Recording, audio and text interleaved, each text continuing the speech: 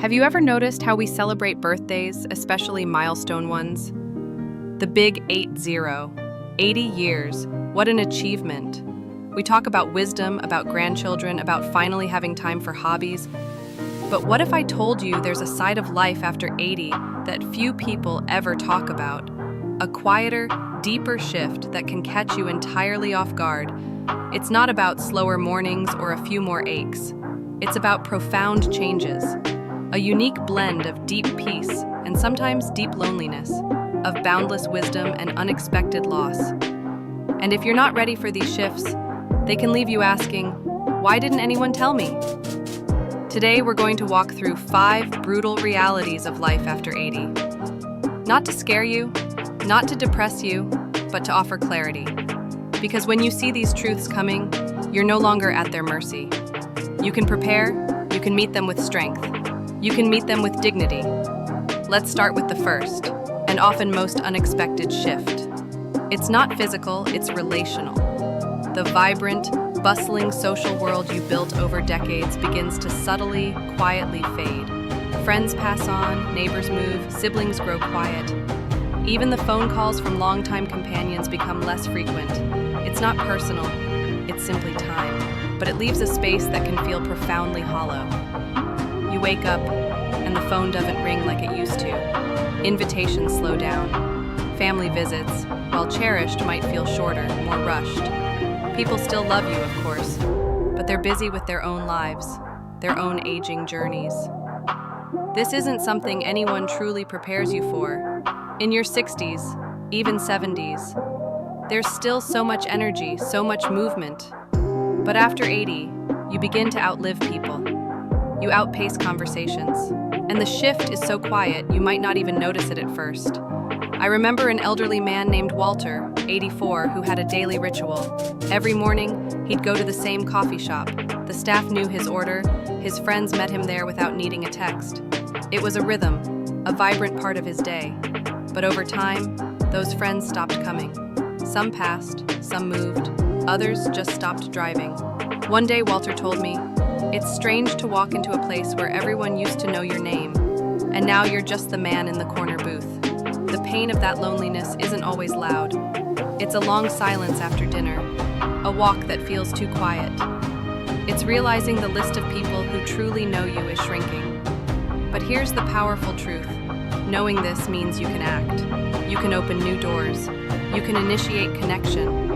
Through a church group, a weekly lunch, a phone call you make, or even a heartfelt letter. After 80, connection doesn't always come to you. You have to go get it.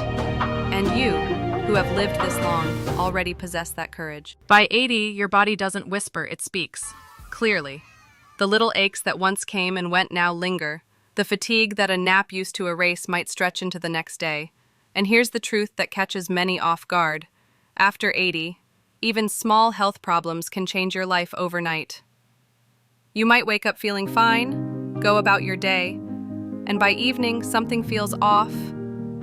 A bit of dizziness, a sore leg, a cough that just sticks around, and suddenly you're in a waiting room, hearing words like monitoring, imaging, possible admission. What used to be brushed off with rest now demands attention, and often there's no going back to how things were before. Consider Gloria, 81, sharp, active, proud of her independence. She loved her garden, walking her neighborhood, her book club. But after a minor fall while trimming a rose bush, nothing dramatic, just a slip, everything changed. It wasn't the injury, she told me. It was the aftermath.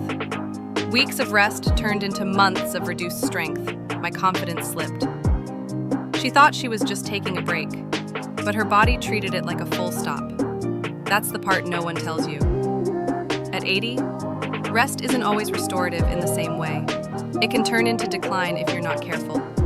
And sometimes, even when you are careful, your body decides to slow down anyway. You realize you're not bouncing back, you're adapting forward. But here's the strength in knowing this. You begin to honor your energy more wisely. You learn to pace yourself, not out of fear, but out of respect for what your body has carried you through. You treat health not as a guarantee, but as a daily sacred practice. And when you do that, even if the bounce is gone, footing becomes steadier. You walk slower, but more aware. You rest longer, but more intentionally. And you begin to see that even a slower body can still carry a strong spirit. No matter how fiercely independent you are, one of the hardest pills to swallow after 80 is this. You start needing help for things you used to do without a second thought. It doesn't happen all at once. It creeps in, subtly, until one day, you notice. You're avoiding the high cabinets. You're holding onto the railing a little tighter. You hesitate before getting behind the wheel on a rainy day. What makes this difficult isn't just the physical shift, it's the emotional one. For those who've lived decades taking care of others, the thought of becoming the one who needs help can feel deeply uncomfortable. You might start feeling like a burden, or you might hide what you can't do, skipping the grocery trip, trying to fix that light bulb yourself despite weeks of shoulder pain. The desire to stay independent doesn't go away. If anything, it grows stronger. Take Eugene, 85, a man who prided himself on doing everything himself.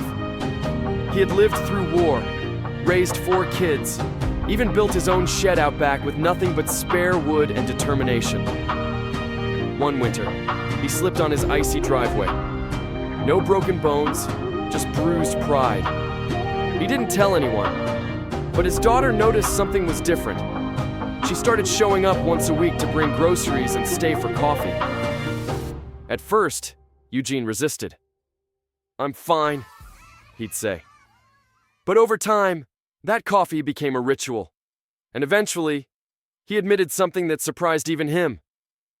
It's nice, not having to carry everything alone. That's the shift. It's not weakness, it's wisdom. Knowing that accepting help isn't a loss of independence, it's a way of protecting it. When you allow someone to help you climb the stairs, or drive you to the doctor, or carry that heavy bag, you're actually giving yourself more years of doing what matters most. And help doesn't always have to come from people. It can be a grab bar in the shower, a stool in the kitchen, a reminder on the fridge. These little supports don't take away your dignity, they preserve it.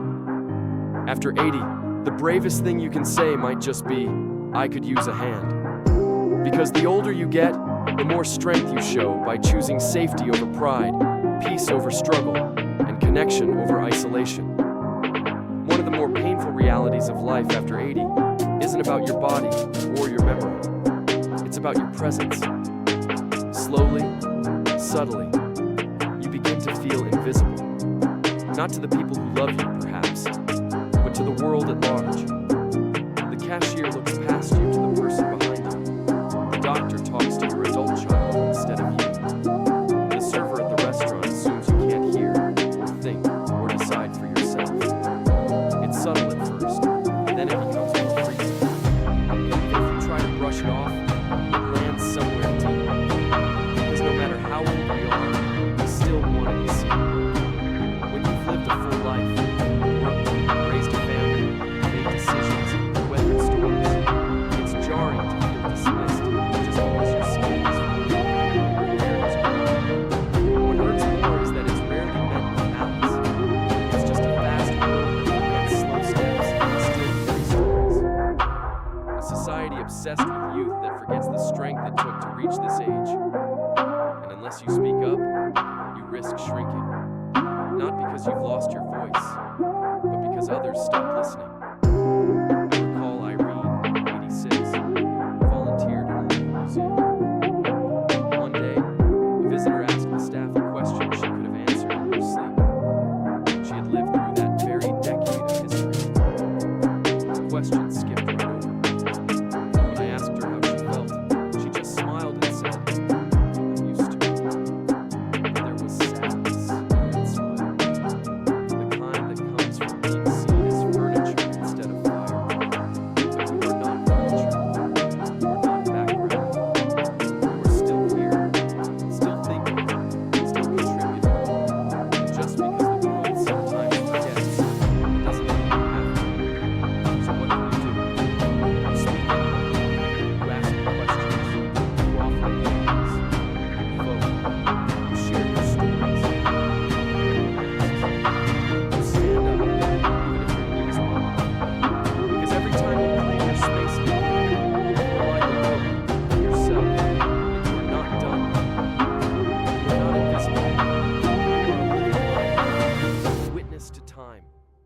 voice that still matters.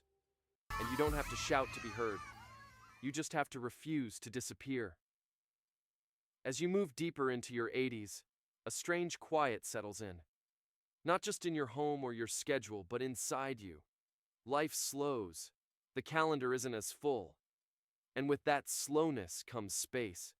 Space to reflect, remember, replay.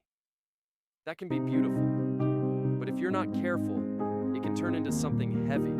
Not the loud, dramatic kind, but the quiet kind. The, I wish I'd spent more time with them kind. The, why didn't I take that chance when I had it kind. The kind that shows up when you have time, but not always the energy or freedom to do the things you once postponed. This isn't something people talk about much. We celebrate the wisdom of aging, the freedom of retirement, the joy of grandchildren, and all of that is real. But so is the lingering question that often goes unspoken. What now? If you've spent your whole life working, giving, running, raising, serving, and then it all stops, it can feel like your purpose is fading with it. There was Stanley, 88. He had been a teacher for over 40 years. After he retired, he felt proud, but also strangely hollow. "No one needs me anymore," he said once. But that wasn't true. He just hadn't yet found a new way to be needed. Because purpose doesn't retire, it changes shape. Maybe you don't build houses anymore, but you build confidence in your great-grandkids with your stories.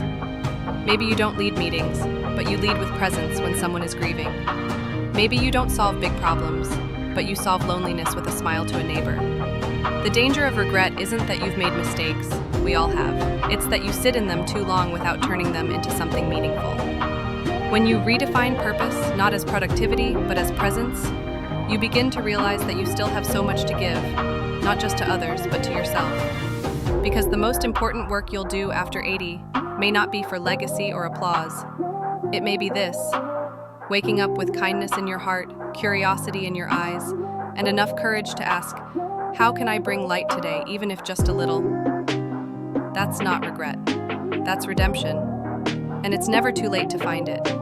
Reaching your 80s is no small thing. It's a landmark built on decades of love, loss, effort, change, and resilience. But with that strength comes new challenges, some subtle, others hard to ignore. And facing these realities doesn't make you weak, it makes you honest. It means you've lived long enough to see life for what it truly is. Unpredictable, sometimes unfair, but still deeply worth showing up for. And here's the good news. Even now, even at this stage, you get to choose. You can choose connection, you can choose rest, you can choose to ask for help. You can choose to speak louder when someone overlooks you and softer when someone needs your grace. You can choose to forgive yourself for what didn't happen and honor yourself for what did. This chapter of life isn't the end. It's the deep part of the story. The part where every word carries weight. The part where small gestures mean more than grand ones ever did. The part where your presence, your patience, your perspective, these become your power. Thank you for joining us today. We'd love to hear from you. Leave a comment below and share one thing you learned today and how you plan to use it in your life. Your thoughts are important to us. If you found this video helpful, please like, subscribe, and share. Your support helps us continue creating content to inform and inspire you. Thanks for watching, and we look forward to seeing you in the next video.